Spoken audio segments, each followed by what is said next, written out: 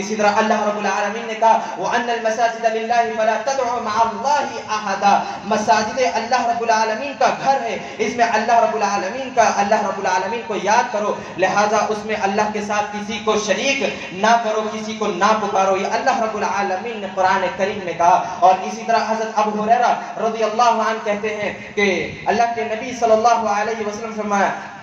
فرمایا جو شخص مسجد میں صبح شام بار بار آتا ہے اور بار بار آ کر حاضری دیتا ہے، اللہ تعالیٰ جنت میں اس کی مہمانی کا ذمہ لے لیا ہے، اور صبح شام جب بھی مسجد میں آئے اس کی مہمانی کا ذمہ اللہ رب العالمین خود اپنے اوپر لیا ہے۔ سامعین اکرام، اس سے یہ معلوم ہو رہا ہے، اس سے حدیث سے یہ پتہ چل رہا ہے بار بار آنے سے مراد 5 وقت کی نماز باجماعت ادا کرنا، 5 وقت مسجد میں آنا اور آ کر نماز پڑھنے کی فضیلت اس حدیث سے ہم کو مل رہی ہے۔ اور ہماری مہمان نوازی اللہ رب العالمین خود لے گا، جب ہماری ذمہ داری اللہ رب العالمین لے گا کہ ہماری مہمان نوازی، ہمارا میزبانی اللہ کرے گا، تو ہم کو کیا کرنا چاہیے؟ ہم کو مساجد کو آباد کرنا ہے، مساجد کا احترام کرنا ہے، مساجد میں اول وقت پہ آ کر نماز باجماعت پڑھنا ہے۔ ہم کو تو بس اتنا حکم ملا ہے کہ اللہ رب العالمین کی اطاعت کرو، باقی تم اللہ کے اوپر چھوڑ دو، ہاں لیکن اللہ کے ساتھ شرک نہ کرو، اگر شرک کریں گے تو اللہ رب العالمین کبھی معاف نہیں کرے گا اور جہنم میں داخل کر دے گا۔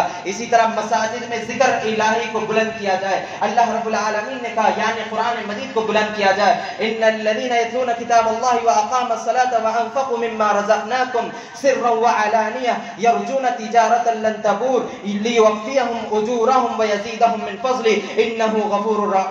غفور شکور۔ سامعین اکرام، اس آیت کو غور سے سنیے، اللہ رب العالمین نے کیا کہا؟ یقیناً جو لوگ اللہ کی کتاب کی تلاوت کرتے ہیں، وہ ایسی اور نماز قائم کرتے ہیں اور جو کچھ ہم نے انہیں دیا ہے اس میں سے خرچ کرتے ہیں، پوشیدہ طور پر یا ظاہری طور پر خرچ کرتے ہیں، وہ ایسی تجارت کے مستحق ہے جو کبھی ختم نہیں ہونے والی ہے، اور اللہ رب العالمین اسے زیادہ عطا کرے گا، بے شک وہ بخشنے والا بڑا مہربان ہے۔ سامعین اکرام، یہاں پر غور کریے، ہم تجارت کرتے ہیں، نفع آتا ہے، نقصان بھی ملتا ہے، لیکن اللہ رب العالمین کیا کہہ رہا ہے کہ وہ ایسی تجارت کے مستحق ہے جو کبھی نہیں ختم ہوگی اور اس میں نفع ہی نفع ملے گا۔ یعنی قرآن کی تلاوت، نماز کی اہمیت، نماز باجماعت پڑھنے والوں کو اور جو اللہ نے انہیں دیا ہے اس میں سے خرچ کرتے ہیں تو ایسی تجارت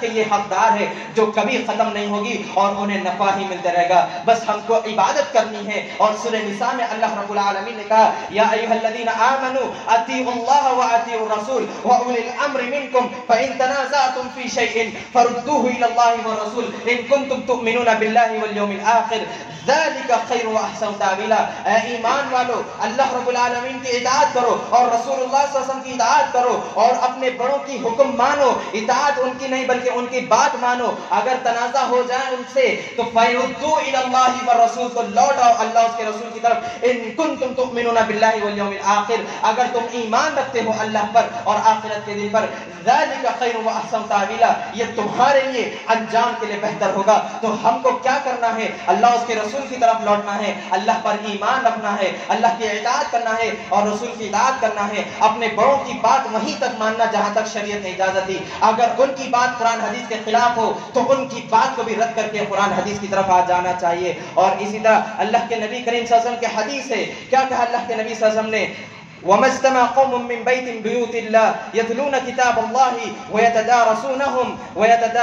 بَيْنَهُمْ إِلَّا نَزَلَتْ عَلَيْهِمُ السَّكِينَةُ وَغَشِيَتْهُمُ الرَّحْمَةُ وَحَفَّتْهُمُ الْمَلَائِكَةُ وَذَكَرَهُمُ اللَّهُ فِي مَنْ عِندَهُ۔ اللہ کے رسول صلی اللہ علیہ وسلم کہتے ہیں جب بھی کچھ لوگ اللہ کے گھروں میں جمع ہو کر اللہ رب العالمین کا قرآن پڑھتے ہیں یا اللہ رب العالمین کا ذکر کرتے ہیں یا اللہ رب العالمین کو یاد کرتے ہیں اور آپس میں اس کا درس کرتے ہیں تو ان پر سکینت نازل ہوتی ہے، رحمت انہیں ڈھانپ لیتی ہے، اور فرشتے اللہ رب العالمین ان کا ذکر اپنے پاس جماعت میں، جو بہترین تم سے بہترین جماعت فرشتوں کی جماعت، اس میں ذکر کرتے ہیں، کہتے ہیں فلاں میرا بندہ،